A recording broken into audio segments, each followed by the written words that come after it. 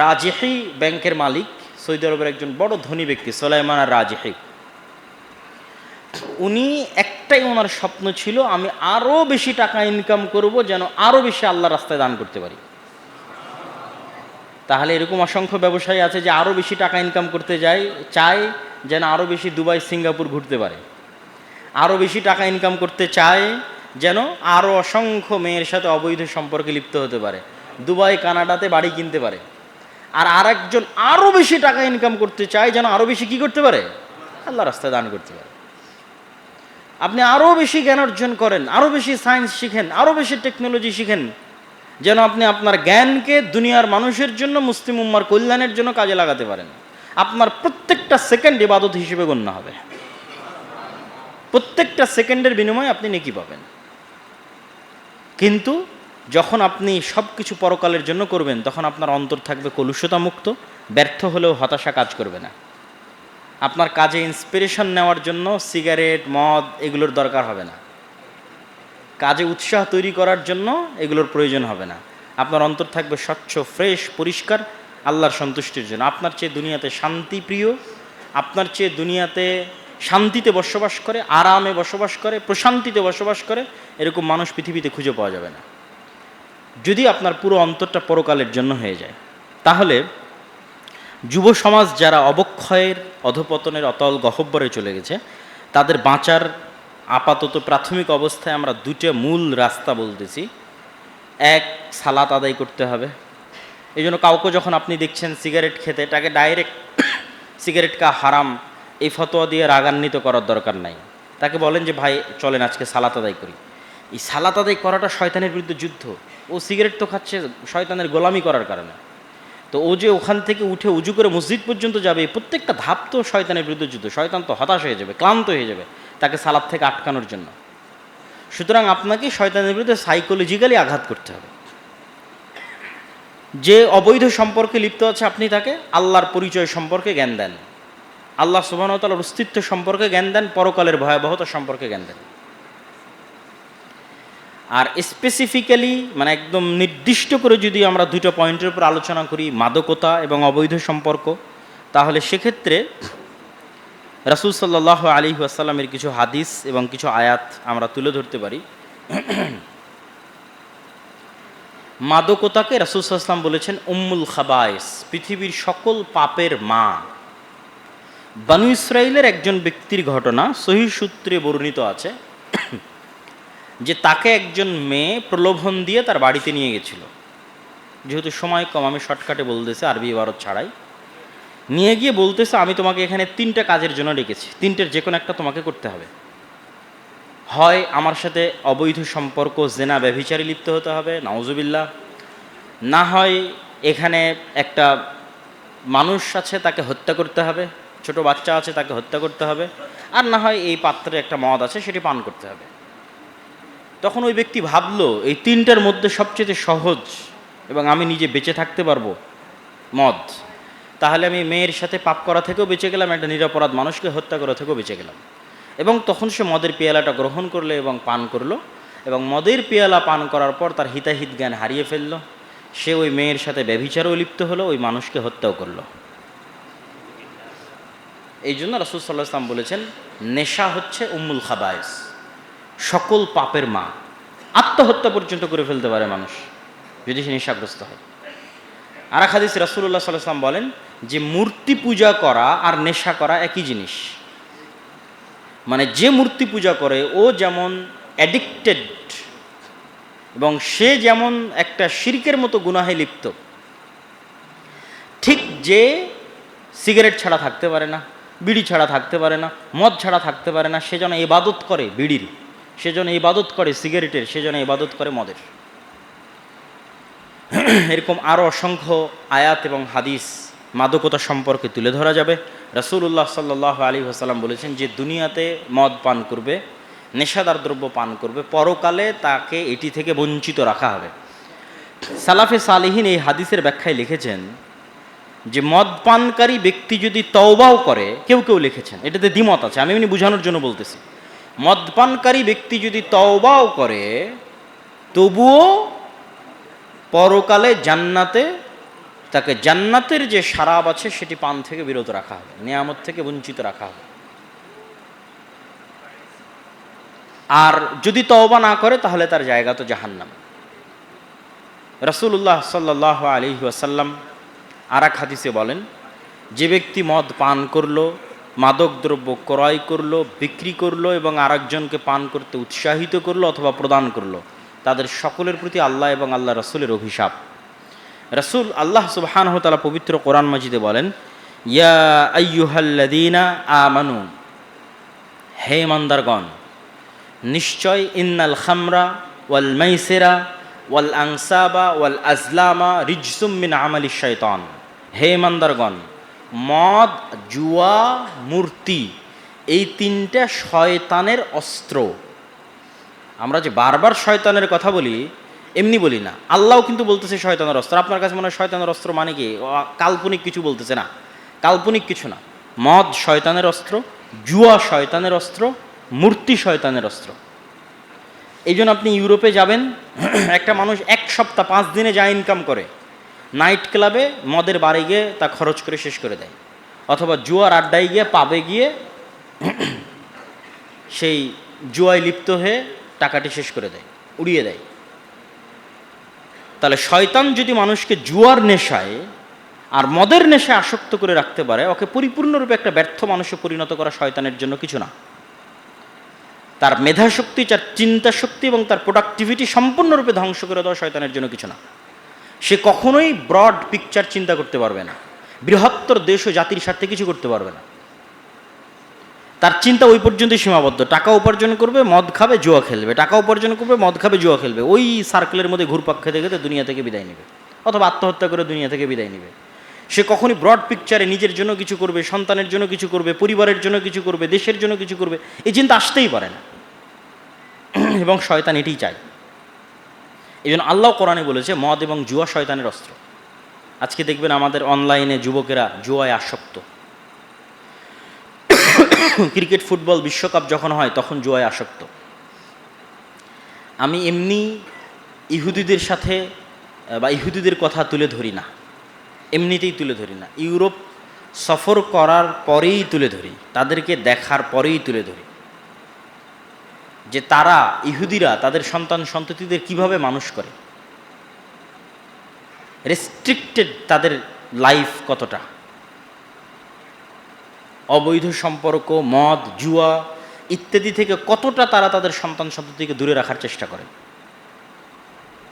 তারপরে স্মার্টফোন, এগুলোর নেশা। 18 বছর বয়স হওয়ার আগ পর্যন্ত শুধু গণিত চর্চা করো, বিজ্ঞান চর্চা করো, জ্ঞানী হও, সায়েন্টিস্ট হও, পৃথিবী শাসন করো। জ্ঞানী হলে পৃথিবী শাসন করা যায়। আর ইহুদিদের সবচেয়ে খারাপ দিক হচ্ছে তারা অন্যের কল্যাণ চায় না।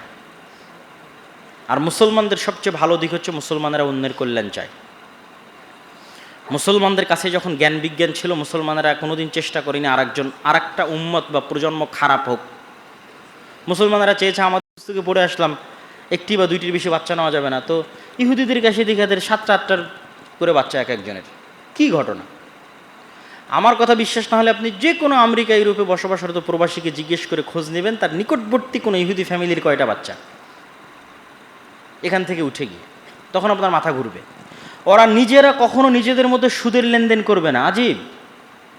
ওরা পরস্পরে কর্জে হাসানা দিবে, মানে এক ইহুদি আর এক ইহুদিকে কর্জে হাসানা দিবে।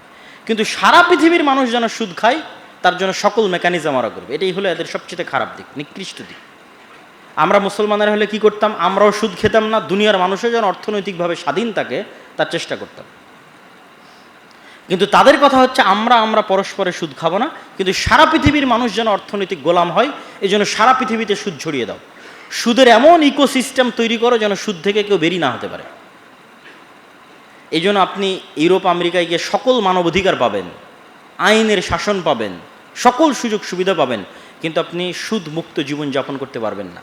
এমন একটা ইকোসিস্টেম আছে, আপনি বাড়িও কিনতে পারবেন না সুদ ছাড়া, গাড়িও কিনতে পারবেন না সুদ ছাড়া, আপনার মোবাইলেরও ইন্স্যুরেন্স করা আছে, আপনার ওয়াইফাই রাউটারেরও ইন্স্যুরেন্স করা আছে, প্রত্যেকটা ধাপের পিছনে সুদ আছে। ফলত আপনি অর্থনৈতিকভাবে পরাধীন এবং গোলাম। ফলত কখনো আপনি মুখ দিয়ে সত্য বলতে পারবেন না, সত্য উচ্চারণ করতে পারবেন না। সত্য বলতে একদম যেটা 100% ইসলামের ট্রুথ।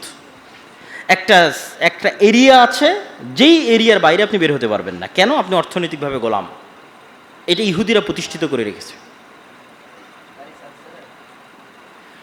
তো ওটি বিষয়, তারা তাদের সন্তানদেরকে বই দিবে, পড়াশোনা করাবে, বিজ্ঞান শিখাবে, আর সারা পৃথিবীর মানুষ যেন ক্রিকেট, ফুটবল, মদ, জুয়া ইত্যাদিতে ব্যস্ত থাকে, তার পিছনেও ইনভেস্ট করবে। এটি সবচেয়ে কষ্ট লাগে, আফসোস লাগে যখন আরব বিশ্বের সন্তানদেরকে দেখি যে ফিলিস্তিনে কি অবস্থা চলতেছে আর আরব বিশ্বের সন্তানেরা কি করতেছে। ফিলিস্তিনের অবস্থা একদিকে, আবার দেখবেন আরব বিশ্বের সন্তানেরা দেখবেন ফুটবল নিয়ে ব্যস্ত। তারা যে জ্ঞান বিজ্ঞানে অর্জন করবে, বড় হবে কিছু, এটা তাদের মাথায় নাই। ঠিক তার বিপরীতে যখন ইহুদিদের দেখবেন তাদের একটাই টার্গেট, পড়াশোনা করো, বড় হও। আর আমরাও যারা এখানে পড়তে আসছি, আমরা যদি এরকম মাদকতার মধ্যে, জুয়ার মধ্যে, অবৈধ সম্পর্কের মধ্যে ব্যস্ত থাকি, আমাদের প্রোডাক্টিভিটি কমবে।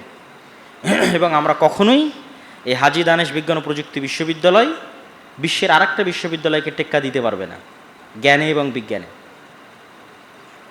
টেক্কা দিতে হলে অবশ্যই পড়া লাগবে, জ্ঞান অর্জন করতে হবে, মাদকতা, অবৈধ সম্পর্ক, নেশা, জুয়া এগুলো থেকে বিরত থাকতে হবে। আপনি ইংল্যান্ডে গেলে দেখবেন, ট্রেনে উঠলেও দেখবেন তারা বই পড়ে, বাসে উঠলেও দেখবেন বই পড়ে, বিমানে উঠলেও দেখবেন বই পড়ে। আর আমাদের এখানে বই পড়ার কালচার দেখবেন না। ইংল্যান্ডের কোনো ইউনিভার্সিটিতে যদি 10 জন ছেলে এবং মেয়ে একসাথেও বসে থাকে, তবুও ওখানে গ্রুপ স্টাডি হচ্ছে। 90% সম্ভাবনা গ্রুপ স্টাডি হচ্ছে। আর আপনার হাজী দানেশে যদি কোথাও ছেলে মেয়ে একসাথে বসে থাকে, তাহলে সেখানে প্রেম আলাপ হচ্ছে। যদিও তাদের গ্রুপ স্টাডির লক্ষ্য এবং উদ্দেশ্য ভিন্ন, ঠিক আছে? কেননা কী লক্ষ্য, তো সেটা আমি বলি, তাদের লাইফস্টাইলটা এমন যান্ত্রিক যে সে কাজ না করলে খেতে পাবে না। আর কাজ করতে হলে তাকে শিখতে হবে, মানে বেঁচে থাকতে হলে, টিকে থাকতে হলে শিখতে হবে। আর আমাদের দেশ ধরার অলসতার, রবীন্দ্রনাথ ঠাকুরও তো লিখে গেছে যে বাঙালিরা অলস। ফলত এখানে কাজ না করলেও খাওয়ার ব্যবস্থা আছে, বা কোনো না কোনোভাবে জীবন পার হয়ে যায়। রাজনীতি করলেও খাওয়ার ব্যবস্থা হয়, কোনো জ্ঞান অর্জন না থাকলেও এমপি মন্ত্রী হওয়া যায়, আর অসংখ্য ব্যবস্থাপনা আছে। কিন্তু ওখানে সে কিন্তু দিনের খাতিরে করতেছে এইটা না, ও না শিখলে, না পড়লে ওর না খেয়ে মারা যেতে হবে। বেঁচে থাকতে হলে শিখতে হবে, পড়তে হবে, আর একজনের গায়ের উপর লাফ দিয়ে প্রতিযোগিতা করে টিকে থাকতে হবে। এইটা যারা প্রবাসে গেছে তারা আরও ভালো বোঝে। দেশে কোনো দিন কাজ করেনি, কিন্তু ঠিকই প্রবাসে গিয়ে 16 ঘন্টা কাজ করে। কেন? ও জানে এখানে 16 ঘন্টা কাজ না করলে খেতে পাবে না। এটা হচ্ছে বাস্তবতা, নিষ্ঠুর বাস্তবতা। এই জন্য বাহিরের বিশ্ববিদ্যালয়গুলোতে যদি ছেলে মেয়ে একসাথে বসে আছে, তাহলে গ্রুপ স্টাডি করতেছে। তো আমাদেরকে জ্ঞানকে গুরুত্ব দিতে হবে, স্টাডিকে গুরুত্ব দিতে হবে। এবং আমি যেটি তুলে ধরতে চাচ্ছিলাম যে দুটি বিষয়ে, মাদকতা এবং নেশা, আর অবৈধ সম্পর্ক। অবৈধ সম্পর্কটা কিসের সাথে সম্পৃক্ত? পরিবারের সাথে সম্পৃক্ত। ইসলামের দুর্গ হচ্ছে পরিবার। পরিবার নাই, ইসলাম নাই, পৃথিবী নাই। এই জন্য পরিবার টিকিয়ে রাখে বৈধ বিবাহ, পরিবার প্রথা টিকিয়ে রাখে বৈধ বিবাহ। আর পৃথিবীতে সকল অশান্তি, মারামারি, রক্তপাতের মূল হচ্ছে অবৈধ সম্পর্ক। পৃথিবীর শুরুর রক্তপাত সংঘটিত হয়েছে অবৈধ সম্পর্ক দিয়ে। আজ পর্যন্ত পৃথিবীতে ইন্ডিভিজুয়ালি যত ফিতনা ফাসাদ আছে, যত হত্যা, আহত, নিহত, প্রত্যেকটার সাথে পরকীয়া আছে, অবৈধ সম্পর্ক আছে।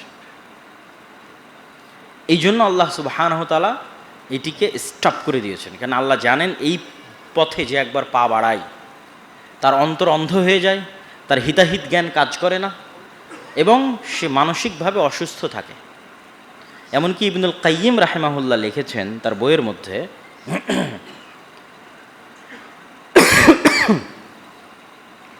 যে মানুষ আল্লাহ সুবহানাহু ওয়া তাআলাকে পরিপূর্ণ ভালোবাসতে পারবে না, রাসূল সাল্লাল্লাহু আলাইহি ওয়াসাল্লামকে পরিপূর্ণ ভালোবাসতে পারবে না, যার অন্তরে আর তৃতীয় কোনো ব্যক্তি বা বস্তুর ভালোবাসা জায়গা করে আছে। পরিপূর্ণ ভালোবাসতে পারবে না আল্লাহ এবং আল্লাহ রসুলকে। যে অর্থের মোহে পাগল, ক্ষমতার মোহে পাগল, অথবা নারীর মোহে পাগল, ও আল্লাহ এবং আল্লাহ রসুলকে ভালোবাসতে পারবে না, অনুসরণ করতে পারবে না, গুরুত্ব দিতে পারবে না। এই জন্য ইবনুল কাইয়িম বলেছেন আগে অন্তরকে এই ধরনের যে রোগ ব্যাধিগুলো আছে এই সমস্ত ভালোবাসা থেকে মুক্ত রাখতে হবে, তাহলে অন্তর পরিষ্কার থাকবে, স্বচ্ছ থাকবে, ওই অন্তরে আল্লাহ এবং আল্লাহ রসুলের ভালোবাসা জায়গা করে নেবে। আর এই জন্যই আল্লাহ সুবহানাহু ওয়া তাআলা বলেছেন লা তাকরাবুজ জিনা, অবৈধ সম্পর্ক করিও না, এটি বলেননি, তার নিকটবর্তীও হয়েও না। গান বাজনা কেন হারাম? আপনি বলেন কেন হারাম? গান বাজনা এই জন্য হারাম যে গান শুনলে অবৈধ সম্পর্কের প্রতি উৎসাহিত হয় মানুষ, এই জন্য হারাম। প্রত্যেক যে রাস্তা শিরকের দিকে যায় তা হারাম, প্রত্যেক যে রাস্তা অবৈধ সম্পর্কের দিকে যায় তা হারাম। ছবি মূর্তি কেন হারাম? লজিক কি? লজিক একটাই, আজকে যদি আমি ছবি মূর্তি তৈরি করি কালকে এখান থেকে শিরকের উত্থান হবে। কবর কেন উঁচু করা যাবে না? কবর কেন পাকা করা যাবে না? লজিক কি? লজিক একটাই, আজকে কবর পাকা হলে, আজকে কবর উঁচু হলে কালকে এখানে কবরের ইবাদত হবে, শিরক শুরু হবে। তাহলে প্রত্যেক যে রাস্তা শিরকের দিকে যায় ওর থেকে 100 কিলোমিটার 500 কিলোমিটার দূরে থাকো। ঠিক প্রত্যেক যে রাস্তা অবৈধ সম্পর্কের দিকে যায় তার থেকে 500-1000 কিলোমিটার দূরে থাকো। এই জন্য গান শুনিও না, এই জন্য অশ্লীল দৃশ্য দেখিও না, এই জন্য চক্ষু নিচু রাখো, অসংখ্য বিধিবিধান দেওয়া আছে। এই জন্য মেয়েদের বলা আছে পর্দা করো, কেন এই প্রত্যেকটা রাস্তা অবৈধ সম্পর্কের দিকে উৎসাহিত করে। যদি সমাজে পর্দা না থাকে এটি অবৈধ সম্পর্ককে প্রমোট করে। যদি সমাজে বিবাহ কঠিন হয় তাহলে অবৈধ সম্পর্ককে প্রমোট করে। তাহলে প্রত্যেক যে রাস্তা ওই দিকে যাবে সে রাস্তাগুলো হারাম। এই জন্য ইসলামে বাল্য বিবাহ বলে কিছু নাই। বাল্য প্রেম এবং বাল্য জেনা থাকতে পারে, কিন্তু বাল্য বিবাহ বলে কিছু নাই। বিবাহ সবসময় সুন্নাত। আর প্রত্যেক যে রাস্তা বিবাহকে কঠিন করে সেই কঠিন রাস্তাই অবৈধ সম্পর্ককে প্রমোট করে। তো আমরা যদি আমাদের ব্যক্তি জীবন, পারিবারিক জীবন, রাষ্ট্রীয় জীবন শান্তি এবং ফিতনা ফাসাদ মুক্ত রাখতে চাই এবং শান্তি প্রিয় রাখতে চাই, এবং আমাদের অন্তরকে আল্লাহ সুবহানাহু ওয়া তাআলার ইবাদতের জন্য, আল্লাহ সুবহানাহু ওয়া তাআলার ভালোবাসার জন্য উন্মুক্ত রাখতে চাই, আমাদের ব্রেইনের প্রোডাক্টিভিটি বাড়াতে চাই, জাতি দেশ হিসেবে উন্নত হতে চাই, পৃথিবীতে সমাজে দেশে পরিবারের জন্য কোনো কন্ট্রিবিউশন করতে চাই, তাহলে এই যে অবক্ষয়ের যে মাত্রাগুলো আছে এগুলো থেকে আমাদের বের হয়ে আসতে হবে। আর এগুলো থেকে বের হয়ে আসার জন্য যে দুইটা কাজ দিয়েছি, এই দুইটা কাজ অনেক ইফেক্টিভ, অনেক কার্যকরী। আল্লাহ সম্পর্কে জানা, পরকালের প্রতি বিশ্বাস দৃঢ় করা, আল্লাহর প্রতি বিশ্বাস দৃঢ় করা, আর প্রত্যেকটা সমস্যার সমাধান সালাত। মদ পান করছে, সমস্যার সমাধান সালাত। অবৈধ সম্পর্কে আছে, সমস্যার সমাধান সালাত। বিড়ি সিগারেট খায়, সমস্যার সমাধান সালাত। আল্লাহ সুবহানাহু ওয়া তাআলা আমাদেরকে, আমাদের যুবক সমাজকে অবক্ষয়ের হাত থেকে উত্তরণ করত, আমাদেরকে এই সালাত এবং আল্লাহ সুবহানাহু ওয়া তাআলার প্রতি বিশ্বাস, পরকালের প্রতি বিশ্বাস দৃঢ় করত। জাতি হিসেবে আমাদেরকে উন্নত এবং প্রোডাক্টিভ হওয়ার তৌফিক দান করুক, আল্লাহুম্মা আমিন। অসংখ্য প্রশ্ন এসেছে, লিখিত প্রশ্নও নিব এবং আচ্ছা, আগে মেয়েদের প্রশ্নগুলো এখানে সবার আগে এসেছে। বাসায় বলার পরও বিয়ে না দিয়ে জবের পর মেয়েকে বিয়ে দেওয়ার ডিসিশন নেয় বাবা মা, এতে বাবা মা দায়িত্ব সঠিক সময় পালন না করে মেয়ের ক্ষতি করতেছে অজান্তে, যা বর্তমানে ট্রেন্ডিং। এটি নিয়ে কিভাবে প্রতিকার পাওয়া সম্ভব? সেকুলারিজম এবং সেকুলারিজমের উপর প্রতিষ্ঠিত পাঠ্যপুস্তক এবং সেকুলারিজমের উপর প্রতিষ্ঠিত শিক্ষা কারিকুলাম আমাদের অন্তরে এমন কিছু পয়জন ঢুকিয়ে রাখে যা যুগ যুগ চেষ্টা করলেও বের হবে না। তার একটা হচ্ছে এটা, আগে কেরিয়ার পরে বিবাহ। এটি হচ্ছে বস্তুবাদী দুনিয়ার সেকুলারিজমের উপর ভিত্তি করে তৈরি হওয়া শিক্ষা ব্যবস্থার ট্রেন্ডিং। এটি আমাদের সিলেবাসে আমাদের শেখানো হয়েছে, আমাদের বাবা মায়েরা শিখেছে, আমরা শিখছি। এটা থেকে বের হওয়া খুবই কঠিন। তো প্রথমত পিতা মাতাকে নাসিহাত করতে হবে, তাদেরকে কোরআন এবং হাদিসের জ্ঞানকে প্রাধান্য দেওয়ার জন্য অনুরোধ করতে হবে, এবং অবশ্যই প্রাপ্ত বয়স্ক অবস্থায় উপযুক্ত পাত্র বা পাত্রী পাওয়া গেলে বিবাহ দেওয়ার চেষ্টা করতে হবে। আল্লাহ সুবহানাহু ওয়া তাআলা কোরআন মাজিদে বলেছে, তোমরা তোমাদের ইয়েতিমদের বিবাহ দাও, আল্লাহ তোমাদেরকে ধনী করে দিবে। তো ইয়েতিমের সাথে আপনি অসহায়, অর্থনৈতিকভাবে অসহায় লাগিয়ে দেন, আল্লাহ তোমাদেরকে ধনী করে দিবে, অর্থের ব্যবস্থা করে দিবে। আর যেহেতু রিজিকের দায়িত্ব আল্লাহ নিজে নিয়ে রেখেছে, ওয়ামা মিন দাব্বাতিন ফিল আরদি ইল্লা আলাল্লাহি রিজকুহা, পৃথিবীতে একটা পিঁপড়া চললেও তার রিজিকের দায়িত্ব আমি আল্লাহর। কুল্লুকুম জায়ে ইল্লা মান আতআমতু, তোমরা সবাই ক্ষুধার্ত তবে আমি যাকে খেতে দিয়েছি। কুল্লুকুম আরিন ইল্লা মান কাসাউতু, তোমরা সবাই উলঙ্গ তবে আমি আল্লাহ যাকে কাপড় পরার তৌফিক দিয়েছি। তাহলে কত শক্তভাবে আল্লাহ বলছে যে আমরা সবাই ক্ষুধার্ত, কিন্তু খেতে পেয়েছি কে খাওয়িয়েছে? আল্লাহ খায়, আল্লাহ নিজে বলতেছে। তো এই জন্য সকলের রিজিকের দায়িত্ব আল্লাহ নিয়েছে। ওমা ইয়াত্তাকিল্লাহ ইয়াজআল লাহু মাখরাজা, যে ব্যক্তি আল্লাহকে ভয় করবে আল্লাহ তার জীবন চলার পথ কোনো না কোনোভাবে ব্যবস্থা করে দিবেন। ওয়া ইয়ারযুকহু মিন হাইথু লা ইয়াহতাসিব, আর আল্লাহ তাকে কোথায় থেকে রিজিক দিবেন ও নিজেও বুঝতে পারবে না। অতএব আপনি আল্লাহর উপর ভরসা করেন, পিতা মাতাকে আল্লাহর উপর ভরসা করতে শিখান। এক্সটার্নাল টিচার এসে ভাইভাতে কেন পর্দাশীল কাউকে মুখ খুলতে বলে, এ ব্যাপারে কিছু বলবেন প্লিজ। আজকের আধুনিক বিশ্ব ইসলাম বিরোধী নয়, বরং ইসলাম বান্ধব। কিভাবে ইসলাম বান্ধব?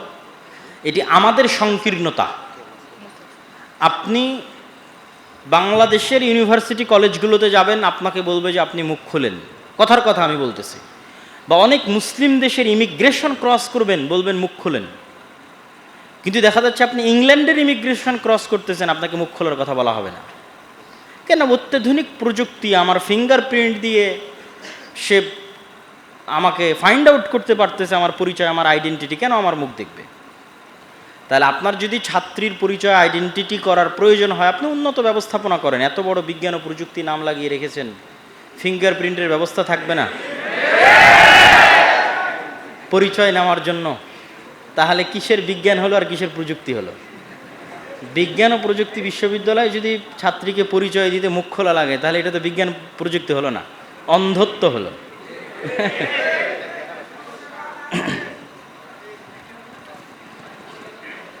মেয়েদের চাকরি বিষয়ে কিছু বলবেন। ইসলামের পরিবার ব্যবস্থায়, আচ্ছা তার আগে আরেকটু ভূমিকা দিয়ে নিই। সেটি হচ্ছে আল্লাহ সুবহানাহু ওয়া তাআলা সৃষ্টিগতভাবে যে মেয়েদেরকে দুর্বলের কথা বললেন, এটি একদম সায়েন্টিফিক্যালি অযৌক্তিক নয়। হরমোনাল পার্থক্য আছে।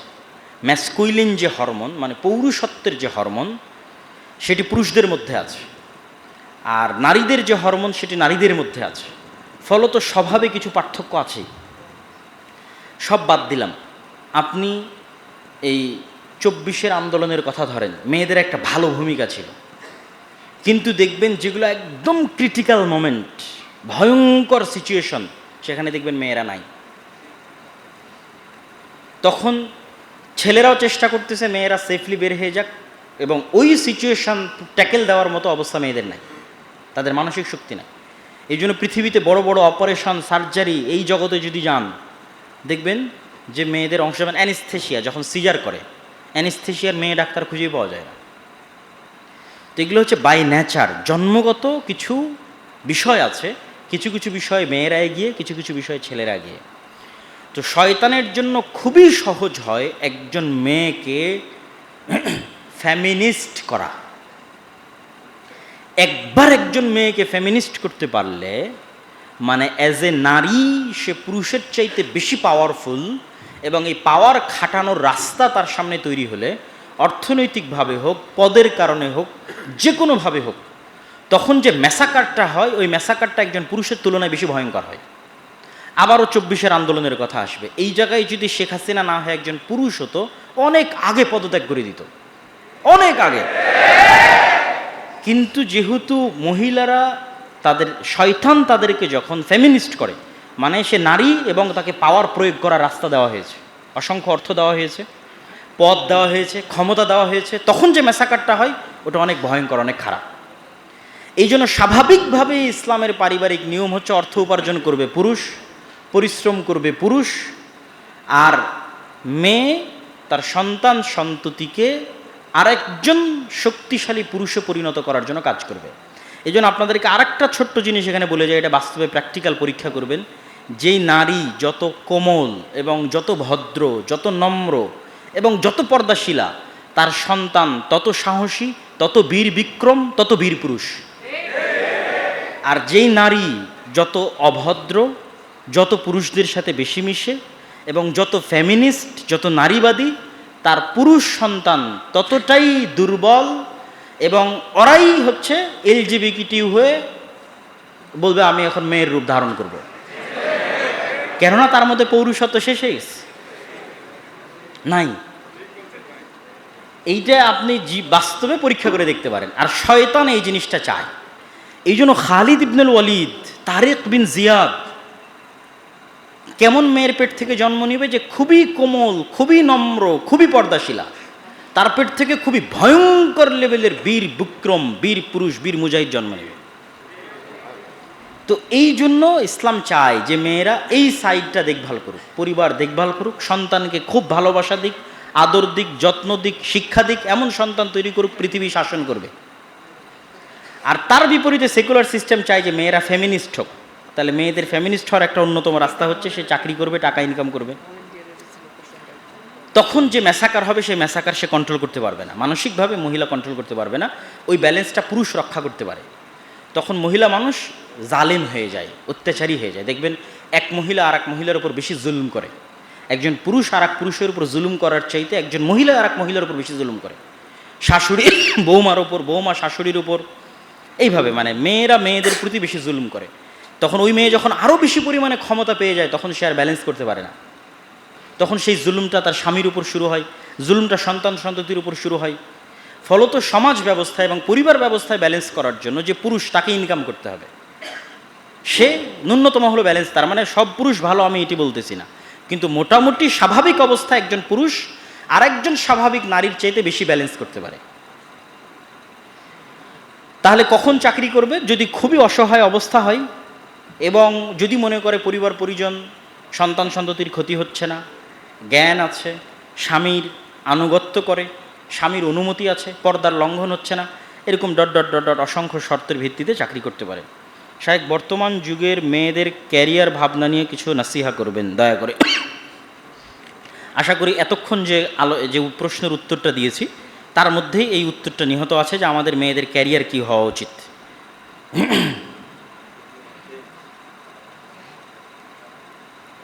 বিয়ের ক্ষেত্রে ব্যক্তিটি কি পূর্ব নির্ধারিত থাকে? মানে জীবনসঙ্গীর কথা বলছি না, দোয়ার মাধ্যমে আমার উত্তম জীবনসঙ্গী পেতে পারি? আল্লাহ সুবহানাহু ওয়া তাআলা নিজেই তাকদীর নির্ধারণ করেছেন, আবার আল্লাহ সুবহানাহু ওয়া তাআলা নিজেই দোয়া করার আদেশ দিয়েছেন, আল্লাহ সুবহানাহু ওয়া তাআলা নিজেই চেষ্টা করার আদেশ দিয়েছেন। সবার কথা বাদ দিলাম, আপনি মুসা আলাইহিস সালামের জীবনী পড়ে দেখেন। মুসা আলাইহিস সালামকে আল্লাহই বলছে তুমি যাও ফেরাউনের কাছে, আল্লাহ জানেন এখানে কি ঘটবে, তারপরেও আল্লাহ সুবহানাহু ওয়া তাআলা মুসা আলাইহিস সালামকে বলছেন তুমি দোয়া করো, আমাকে দোয়াতে স্মরণ করতে ভুলবে না, আমাকে আমার কাছে দোয়া করবে যে আল্লাহ আপনি আমাকে বাঁচান বা বিপদ থেকে উদ্ধার করেন। আল্লাহ চাইলে মুসা আলাইহিস সালামের মুখের তোতলামি এমনি ভালো করে দিতে পারতেন, তারপরও মুসা আলাইহিস সালামকে শিখালেন আপনি দোয়া করেন, রব্বি ইশরাহ লি সাদরি ওয়া ইয়াসসির লি আমরি ওয়াহলুল উকদাতাম মিন লিসানি ইয়াফকাহু কাওলি। দোয়া একটি ইবাদত যা আল্লাহ পছন্দ করে। তো তাকদীরের লিখন আল্লাহ সুবহানাহু ওয়া তাআলার জ্ঞান, কিন্তু স্বাভাবিকভাবে প্রত্যেক কল্যাণকর জিনিসের জন্য মানুষের বুদ্ধি বিবেক থাকা যতক্ষণ আছে ততক্ষণ তাকে চেষ্টা করতে হবে, এবং আল্লাহ সুবহানাহু ওয়া তাআলা এতে বরকত দেবে। অতএব দোয়া করতে হবে, ভালো মানুষ খুঁজে বের করার চেষ্টা করতে হবে। মোবাইল ফোনের উপর আসক্তি কিভাবে কমানো যায়, নামাজে কিভাবে মনোযোগ ধরে রাখবো? মোবাইল ফোনের আসক্তি কমানোর একটা উপায়, ঘুম থেকে উঠে মোবাইল চালানো যাবে না, ঘুমানোর আগে মোবাইল চালানো যাবে না। সর্বনিম্ন এই জিনিসটা মেনটেন করবেন, আশা করি একটু একটু করে কমবে মোবাইল ফোনের আসক্তি। শুধু দুইটা জিনিস মেনটেন করবেন, ঘুমানোর আগে কখনোই মোবাইল চালাবেন না, অন্তত আধা ঘন্টা 1 ঘন্টা মোবাইল আগে রেখে দেবেন, আর ঘুম থেকে উঠে অন্তত 2-3 ঘন্টা 3-4 ঘন্টা মোবাইলে হাত দিবেন না, যত জরুরি যত ইমার্জেন্সি হোক। ইম্পর্টেন্ট আর ইমার্জেন্সির মধ্যে পার্থক্য করতে পারতে হবে। ইমার্জেন্সি হচ্ছে এখনই ফোন আসতেছে, কিন্তু আর্জেন্ট হচ্ছে এখনই ফোন আসতেছে বা ইমার্জেন্সি, কিন্তু এই ফোনটা কি আমার জন্য ইম্পর্টেন্ট, এই ফোনটা কি আমার কোনো কাজে লাগবে, আমার কোনো উপকারে আসবে? কোনো কাজে লাগবে না, কোনো উপকারে আসবে না। অতএব ইমার্জেন্সি হলো, আর্জেন্ট হলো থাক, দরকার নাই। ইম্পর্টেন্ট কোনটা সেটার প্রতি ফোকাস রাখেন। প্রত্যেক আর্জেন্ট এমার্জেন্সি কখনো ইম্পর্টেন্ট হয় না, কিছু আর্জেন্ট কিছু ইমার্জেন্সি ইম্পর্টেন্ট হতে পারে। শিক্ষকেরা অল্প কিছু ক্লাস নেয় এবং দেরি করে ক্লাসে আসে, আবার অল্প সময় পরে চলে যায়।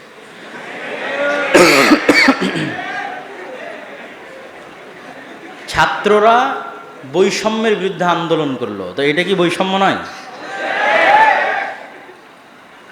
তো এবং ছাত্রও যদি ক্লাসে অনুপস্থিত থাকে তাহলে ছাত্রও দুর্নীতিবাজ, আর শিক্ষকও যদি ক্লাসে দেরিতে আসে এবং আগে চলে যায় তাহলে শিক্ষকও দুর্নীতিবাজ। দুর্নীতি মানে শুধু টাকাই নয়, আপনার দায়িত্বের আমানতে যে আপনি খেয়ানত করতেছেন এটিও দুর্নীতি। আর এই দুর্নীতি বহির্বিশ্বে দেখা যায় না বলেই তারা এত উন্নত, আর এই দুর্নীতি আমাদের দেশে আছে বলেই আমরা এতটা অনুন্নত, এবং আমরা এটাকে অপরাধী মনে করি না। অথচ অবশ্যই দেরিতে আসলে এবং পূর্বে গেলে ওই বেতন হালাল হবে না, হারাম রিজিক, হারাম বেতন। এইটা শতভাগ সত্য কথা, এটা আমি মজাক করে বলতেছি না, এটাই সত্য। আপনাকে যে দায়িত্ব দেওয়া হয়েছে, যে দায়িত্বের জন্য আপনি বেতন নিচ্ছেন, এই প্রত্যেকটা টাকার জন্য, এই প্রত্যেকটা দায়িত্বের জন্য আপনি জিজ্ঞাসিত হবেন। ঠিক যারা এখানে পড়তে এসেছে, যাদের পিছনে সরকার ভর্তুকি দিচ্ছে, খরচ দিচ্ছে, বিল্ডিং তৈরি করে দিয়েছে, খাবার ব্যবস্থা করে দিয়েছে, তারাও যে পড়াশোনা না করে আড্ডাবাজি করতেছে, এদেরকেও এই সময় নষ্ট করার জন্য, এই টাকাগুলো নষ্ট করার জন্য, এই অর্থ, এই বিল্ডিংগুলো নষ্ট করার জন্য জবাবদিহি করতে হবে। এগুলো সবই হচ্ছে দুর্নীতি। আমরা জাতিগতভাবে একটি দুর্নীতিগ্রস্ত জাতি, আল্লাহ না করুক, একদম টপ টু বটম জাতিগতভাবে দুর্নীতিগ্রস্ত জাতি। কিভাবে এটির থেকে বের হওয়া যায় চেষ্টা করতে হবে। এই জিনিসগুলো বিশেষ করে যারা প্রবাস থেকে ফেরত এসেছে তাদের মধ্যে কিছুটা হলেও দেখা যায়, তারা এটা বুঝে যে না, আসলে আমরা জাতিগতভাবে যা করতেছি এটা ভুল করতেছি, তখন তার মধ্যে সিনসিয়ারিটি কাজ করে, সময়ের বিষয় আরও বিভিন্ন বিষয়। তো দেশের বাইরে না গেলে এটির বাস্তব অভিজ্ঞতা করা খুব কঠিন, কিন্তু যেভাবেই হোক আমাদের এটা বুঝতে হবে যে এটি আমাদের ধ্বংসের কারণ। আমাদের বিজনেস ফ্যাকাল্টির শিক্ষকরা কোনোদিন সুদের মতো ভয়াবহ বিষয় নিয়ে কথা বলেন না। না, আগে তার আগে একটু বলি, হাসার কিছু নাই। সুদ যে ক্ষতিকর এটাই কেউ জানে না। এই জন্য এই সম্পর্কে তো আমাদের পড়াশোনা নাই। আমাদের অর্থনীতি মানেই, অঙ্ক মানেই ক্যাশ মানি আর সুদ আলাদা করা ইউরোপ আমেরিকায় অসম্ভব। প্রত্যেকটা ক্যাশ মানি আসলে লোনের বিপরীতে এসেছে। There is no cash money, আসলে কোনো ক্যাশ মানি নাই, প্রত্যেকটা টাকার বিপরীতে লোন আছে। তাহলে এখানে কোনো অর্থনীতি নাই সুদ ছাড়া। ঠিক ওই সিস্টেমটাই আমাদের বিজনেস বলেন, ফাইন্যান্স বলেন, সব জায়গায় প্রবেশ করে আছে। অর্থনীতি মানেই সুদ, সুদ ছাড়া আবার কিসের অর্থনীতি? অর্থনীতি টাকা মানেই সুদ, সুদ ছাড়া আবার কিসের টাকা? ব্যবসা মানেই সুদ, সুদ ছাড়া আবার কিসের ব্যবসা? ফলত এই বিষয়টা তারা জানেই না ভালোভাবে, অনুভবও করতে পারে না, ফিলও করতে পারে না। সুদ কি, আল্লাহ কেন সুদ হারাম করলেন, সুদ কেন ক্ষতিকর, আর সুদ কিভাবে মানুষকে গোলাম বানায়। অতএব আগে আমি অনুরোধ করব আমাদের সম্মানিত শিক্ষকদের, তারা যেন অবশ্যই সুদ নিয়ে পড়াশোনা করে, অন্তত নিজে জানার জন্য হলেও, যে আল্লাহ কেন এতটা কঠোরভাবে বললেন সুদ হচ্ছে আল্লাহ রাসূলের বিরুদ্ধে যুদ্ধ। এটা তো রহস্য, এতটা ভয়ঙ্করভাবে বলা। নিজেকে সর্বদা দিনের উপর কিভাবে রাখা যায়? ফ্রেন্ড সার্কেল ভালো হলে দিনের উপর রাখা সহজ। এই জন্য ফ্রেন্ড সার্কেলের প্রতি গুরুত্ব দিতে হবে।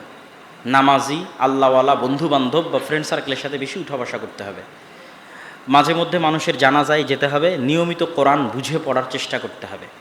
কোরআন কোনো কঠিন বই নয়, কোরআন তত্ত্ব নয় যে ফিকহের তত্ত্ব, হাদিসের তত্ত্ব, তাফসিরের তত্ত্ব, তত্ত্বমত্ত থিওরি মিউরি এগুলো না, একদম সহজ সাবলীল, র্যান্ডমলি। কখনো আল্লাহর দয়ার বর্ণনা দিবে, কখনো পরকালের বর্ণনা দিবে, কখনো আল্লাহর শক্তির বর্ণনা দিবে, কখনো অতীতে চলে যাওয়া উম্মতের বর্ণনা দিবে, কখন নবীদের জীবনী বর্ণনা করবে। এইভাবে আসতেই থাকবে ঘুরিয়ে ফিরিয়ে। ফলত এটা মানুষের সাইকোলজির সাথে খুব সহজ কোরআনের সাথে কানেক্ট করা। অতএব নির্দ্বিধায় কোরআন পড়বেন এবং কোরআন অনুবাদ সহ পড়বেন। অন্তরের জেনা কি? অন্তরের জেনা হচ্ছে অন্তরের কুপরিকল্পনা। তাহলে কি আপনি বলবেন যে অন্তরের কুপরিকল্পনার জন্য আল্লাহ ধরবে? আল্লাহ সুবহানাহু তাআলা, রাসূল সাল্লাল্লাহু আলাইহি ওয়াসাল্লাম আল্লাহ সুবহানাহু ওয়া তাআলার পক্ষ থেকে বলে দিয়েছেন, ইন্নাল্লাহা তাজাওয়াজা আন উম্মতি, আল্লাহ আমার উম্মতের অন্তরের কুপরিকল্পনা মাফ করে দিয়েছেন। আচ্ছা, তাহলে কোন অন্তরের কুপরিকল্পনা জেনা হিসেবে বিবেচিত হবে? যেটির উপর মানুষ আজমে মুসাম্মাম করেছে। আজমে মুসাম্মাম মানে শক্ত সিদ্ধান্ত নিয়েছে, ফাইনাল ডিসিশন নিয়েছে যে আমি এটি করব, এবং সেটি করার জন্য চেষ্টাও করেছে। এই অন্তরের কুপরিকল্পনার জন্য আল্লাহ পাকড়াও করবেন। আর যে অন্তরের কুপরিকল্পনার উপরে সে শক্ত সিদ্ধান্ত নেয়নি, অন্তরে কুপরিকল্পনা এসেছে আবার আল্লাহর ভয়ে, না এটা করা যাবে না, বাদ দিয়ে দিয়েছে, এই অন্তরের কুপরিকল্পনা আল্লাহ এমনিই মাফ করে দেবেন। মেয়েদের দায়িত্ব কর্তব্য কি এই উম্মার জন্য? এই উম্মার জন্য মেয়েদের সবচেয়ে বড় দায়িত্ব কর্তব্য হচ্ছে একটা শক্তিশালী সাহসী প্রজন্ম তৈরি করা, বিল্ড আপ করা, নিজে শিক্ষিত হয়ে নিজে দিনের জ্ঞান অর্জন করে নিজের সন্তান সন্ততিকে কিভাবে ভবিষ্যৎ প্রজন্মের নেতা বানানো যায়, লিডার বানানো যায়, উম্মার নেতা বানানো যায়, সেটির জন্য চেষ্টা করা। আমরা যারা ইতিমধ্যে অবৈধ সম্পর্কে জড়িয়ে গেছি সেখান থেকে উত্তরণের উপায় কি? খুব সুন্দর প্রশ্ন। আমি সাধুবাদ জানাই যে সে অন্তত চিন্তা করেছে যেটি থেকে কিভাবে বের হওয়া যায়, এবং এই চিন্তা করাটাই রাস্তাকে সহজ করে দেয়। আল্লাহ সুবহানাহু ওয়া তাআলা আমাদের জন্য এই রাস্তাকে সহজ করে দিক, আল্লাহুম্মা আমিন। তো ধারাবাহিক 5 ওয়াক্ত সালাত জামাতে মসজিদে আসা, এটা আরেকটু অ্যাড করি। আমি শুরুতে শুধু সালাতের কথা বলেছি। আপনি অবৈধ সম্পর্কে আছেন, আপনি পরীক্ষা করে দেখবেন আপনি নামাজি হলেও 5 ওয়াক্ত সালাত জামাতে আসতে পারেন না। মানে 5 ওয়াক্ত সালাত এই জামাতে প্রথম অবস্থায় আসতে পারেন না। ওই 2-1 ওয়াক্ত জামাতে যান, 2-1 ওয়াক্ত পড়েন, 2-1 ওয়াক্ত মিস দেন। প্রথমত আগে আপনার অন্তরকে আপনার ফুল কন্ট্রোল নিতে হবে। এই জন্য 5 ওয়াক্ত সালাতেই জামাতে আসতে হবে, অন্তত টানা 40 দিন 5 ওয়াক্ত সালাতে জামাতে আসতে হবে। এই চ্যালেঞ্জটা আপনি অতিক্রম করেন, আল্লাহ আপনার জন্য রাস্তা সহজ করে দিবে। আর এই চ্যালেঞ্জ যদি আপনি অতিক্রম করতে না পারেন তাহলে আপনার মনকে তো আপনি কন্ট্রোল করতে পারবেন না। কন্ট্রোল করতে হলে তো কিছু প্র্যাকটিস করতে হবে, যে আমি ওই মেয়ের সাথে কথা বলবো না, এটা তো একটা কন্ট্রোলিং পাওয়ার। কন্ট্রোলিং পাওয়ার তো আগে অর্জন করতে হবে। তাহলে প্রথমবার বলেছিলাম শুধু সালাত, এবার যুক্ত করে দিলাম 5 ওয়াক্ত সালাত জামাতে অন্তত টানা 40 দিন। এটা একটা যুদ্ধ, চ্যালেঞ্জ। এই চ্যালেঞ্জটা অতিক্রম করেন, আপনার জন্য আল্লাহ রাস্তা সহজ করে দিবে। আচ্ছা, আর আপনি নিজেকে এই বলে বুঝ দিবেন, এই বলে আপনি নিজেকে বুঝ দিবেন, নিজেকে কাজে ব্যস্ত রাখার চেষ্টা করবেন, প্রোডাক্টিভ রাখার চেষ্টা করবেন, পিতামাতা দেশ ও জাতির জন্য কিছু করার চিন্তা রাখবেন। নিজেকে যত বেশি ব্যস্ত রাখবেন পড়াশোনা, কাজ ইত্যাদিতে, দেশ ও জাতির কাজে, ফ্রেন্ড সার্কেল যত ভালো হবে তত আপনি ওই ধরনের বিষয়গুলো থেকে আপনার জন্য বের হয়ে আসা সহজ হবে। আর নিজের মনের উপর কন্ট্রোল পাওয়ার বৃদ্ধি করতে হবে। স্মরণ শক্তি বৃদ্ধি করার উপায় কি? পড়ালেখার সর্বোত্তম সময় কখন? মোবাইল অ্যাডিকশন দূর করার উপায় কি? স্মরণ শক্তি বৃদ্ধি করার উপায় হচ্ছে লেট নাইট ঘুমানো যাবে না, যেটা আমাদের ক্যাম্পাসগুলোতে ছাত্রদের কমন স্বভাব। 4 বছরও মনে হয় কেউ 1000 চেষ্টা করেও তাড়াতাড়ি ঘুমাতে পারে না, আল্লাহ ভালো জানে। তো আপনি অস্ট্রেলিয়ার মানুষদের জীবনী দেখেন, মানে তাদের এখান থেকে ফোন দিয়ে শুনেন যে অস্ট্রেলিয়ার মানুষরা কখন ঘুম থেকে উঠে। ইংল্যান্ড ইউরোপে নাই, ওরা দেরিতেই ঘুমায় এবং দেরিতে উঠে, বাট অস্ট্রেলিয়ারা আগে ঘুমায় আগে উঠে। এবং পৃথিবীতে যারা ধনী ব্যক্তি আছে, শ্রেষ্ঠতম ব্যক্তি আছে, উদ্যোক্তা আছে, তাদের জীবনী গুগলে সার্চ দিয়ে পড়েন তারা কখন ঘুম থেকে উঠে। সবচেয়ে বেশি বরকতময় সময় আল্লাহ এই উম্মতের জন্য সকালে রেখেছে, ফজর এবং ফজরের পরে রেখেছে। আপনার ব্রেইন যেই পরিমাণ শার্প, অ্যাক্টিভ, প্রোডাক্ট